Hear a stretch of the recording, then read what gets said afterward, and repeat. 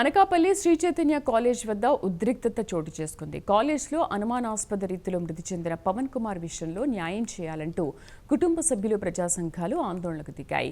దీంతో పోలీసులకు వారికి తోపులాట జరిగింది. పవన్ కుమార్ను హాస్టల్లో తోటి విద్యార్థులు కొట్టి చంపేశారని విద్యార్థి కుటుంబ సభ్యులు ఆరోపించారు.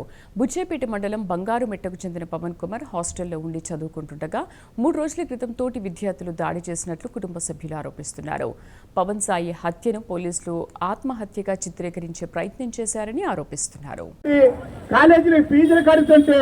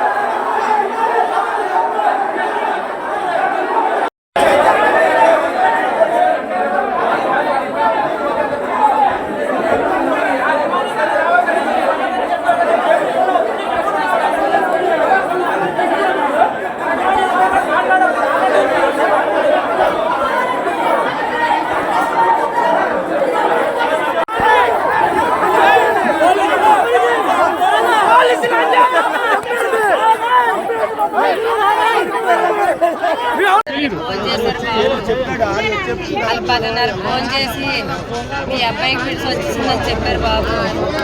అదేటండి మా అబ్బాయి పిడిసి రాడబెట్టండి, మా అబ్బాయి పిడిసి అయితే లేదు కదండి అంతే, ఏమండి పిడిసి వచ్చేసిందని చెప్పారండి. అయితే అండి మాది చాలా దూరం ఉండండి, ఫోన్ చేస్తాడనేసి మేము మళ్ళీ ప్రిన్సిపల్ ఫోన్ పెట్టేశాడండి.